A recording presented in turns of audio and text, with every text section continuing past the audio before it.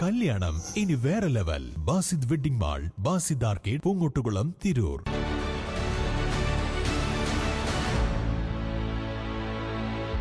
നമസ്കാരം. വെട്ടം news on ടൈമിലേക്ക് സ്വാഗതം. തിരൂർ മലയാളം സർവകലാശാലയിലെ ഗവേഷക വിദ്യാർത്ഥിനി അനഘ ശശിക്ക് ഐക്യദാർഢ്യം പ്രഖ്യാപിച്ച് SDPI റാലി സംഘടിപ്പിച്ചു. വിദ്യാർത്ഥിയുടെ അവകാശങ്ങളിൽ സർക്കാർ അടിയന്തരമായി ഇടപെടണമെന്ന് റാലി ആവശ്യപ്പെട്ടു.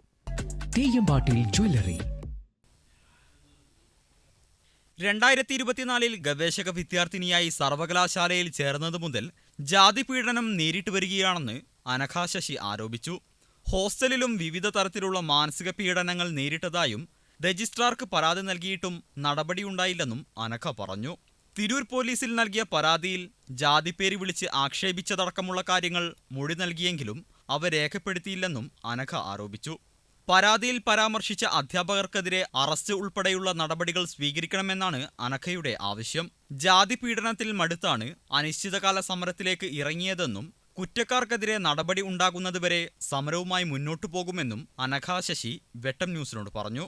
മുമ്പേ പരാതി പറഞ്ഞിട്ടുള്ളതാണ്. ജാതി അധിക്ഷേപം ഡിപ്പാർട്ട്മെന്റിലുണ്ടായിരുന്നു, ഹോസ്റ്റലിലെ റാഗിംഗ് പ്രശ്നം, ഇതെല്ലാം ബന്ധപ്പെട്ട് പരാതികൾ കൊടുത്തിട്ടുള്ളതാണ്. യൂണിവേഴ്സിറ്റിയുടെ പക്ഷത്തു നിന്ന് യാതൊരു നടപടികളും ഉണ്ടായില്ല. കുറ്റവാളികളെ സംരക്ഷിക്കുന്ന രീതിയായിരുന്നു ഉണ്ടായിരുന്നത്. അതുകൊണ്ട് തന്നെ പിന്നീട് ഇവരൊരു സഹായം ചെയ്യാതായപ്പോഴാണ് പോലീസ് സ്റ്റേഷനിൽ പോയത്. പോലീസ് സ്റ്റേഷനിൽ നിന്ന് മൊഴി മാറ്റുന്ന ഒരു രീതിയൊക്കെ ഉണ്ടായി.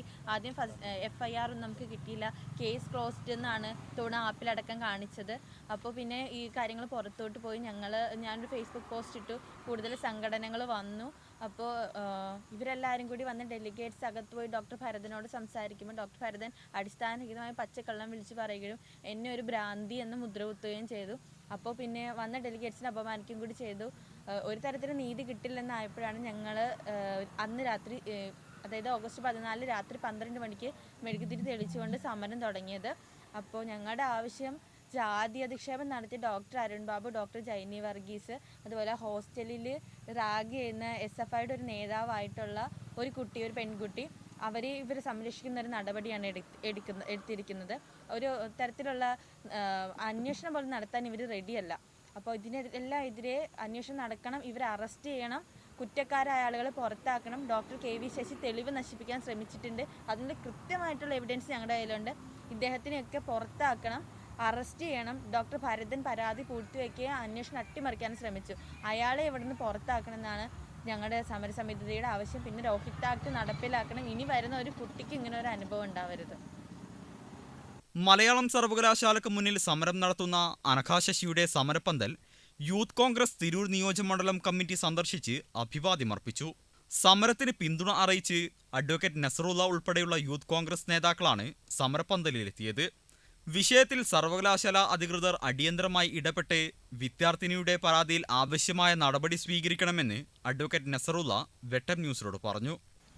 2024 മലയാളം സർവകലാശാലയിൽ ഗവേഷണത്തിന് വേണ്ടി അഡ്മിഷൻ ലഭിച്ച് ഇവിടെ വന്ന അനഘ ശശി എന്ന് പറയുന്ന വിദ്യാർത്ഥിനി നേരിട്ട ജാതീയമായ അധിക്ഷേപം, ആ അധിക്ഷേപങ്ങൾക്ക് 1.5 വർഷം മുമ്പ് തന്നെ യൂണിവേഴ്സിറ്റി അധികാരികൾക്ക് കുട്ടി പരാതി കൊടുത്തിട്ടും ആ പരാതിക്കൊന്നും ഒരു നടപടി സ്വീകരിക്കാതെ പരാതി കൊടുക്കുന്നവരെയും ആ പരാതിക്ക് അടിസ്ഥാനപരമായ തെളിവുകൾ നൽകുന്നവർക്കെതിരെയും നടപടി സ്വീകരിക്കുന്ന, അവരെ മോശക്കാരായിട്ട് ചിത്രീകരിക്കുന്ന ഒരു നിലപാടാണ് മലയാളം സർവകലാശാലയിലെ വൈസ് ചാൻസലറും രജിസ്ട്രാറും ചില അധ്യാപകരും നടത്തിക്കൊണ്ടിരിക്കുന്നത്. ആ ഗുരുതരമായ അവകാശ ലംഘനത്തിനെതിരെയാണ് ആ കുട്ടി ഇന്ന് സമര രംഗത്തേക്ക് ഇറങ്ങിയിരിക്കുന്നത്.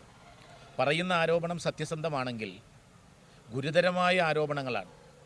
ഒരു ആരോപണമുണ്ടായാൽ ആരോപണം അന്വേഷിക്കേണ്ട സമിതിയെ നിശ്ചയിച്ചതിൽ പോലും ആ നിശ്ചയിച്ച സമിതി അംഗങ്ങൾക്കെതിരെ ഇതിനു മുമ്പ് ഇവിടെ പഠിച്ചിരുന്ന വിദ്യാർത്ഥികളും നിരവധി തവണ പരാതി കൊടുത്ത, നിരവധി പരാതികളുള്ള ആളുകളെ വെച്ചുകൊണ്ട് തന്നെയാണ് ഈ കേസ് അന്വേഷണത്തിൻ്റെ ഭാഗമായി ഇൻറ്റേണൽ അന്വേഷണത്തിന് ഈ സർവകലാശാല അന്വേഷണത്തിന് ഉദ്യോഗസ്ഥന്മാരെ തീരുമാനിച്ചിരിക്കുന്നത്.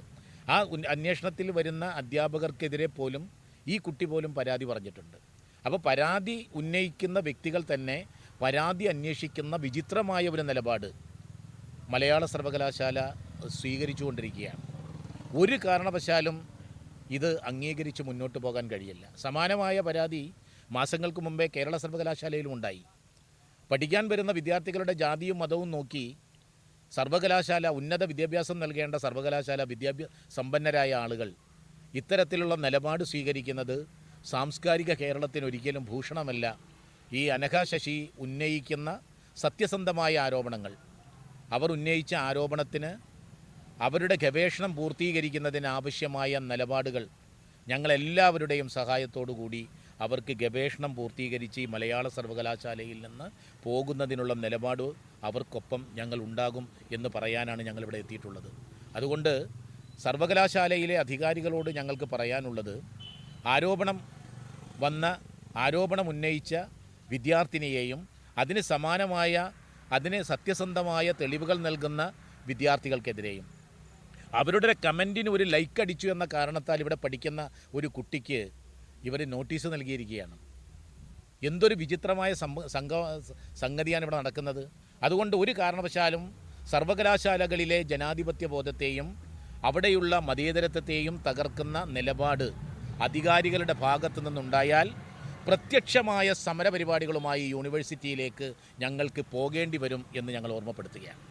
അഷ്റഫ് ആളത്തിൽ, മെഹർഷ കളരിക്കൽ, NT വാസു, ഷിജു വെട്ടം, താജുദ്ദീൻ, ഷെഫീഖ് അസ്ലം, റിഷാദ് വിളിയംപാട്ട്, റിസാൻ പയ്യോളി, നഷ്റുദ്ദീൻ, ഖദീജ, വൈശാഖ് എന്നിവർ സമരപന്തൽ സന്ദർശിച്ചു.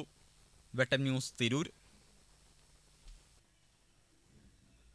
Trendy and customise collection, best in budget. Theyyam പാട്ടിൽ പോലൊരു ഓപ്ഷൻ വേറെ ഇല്ല.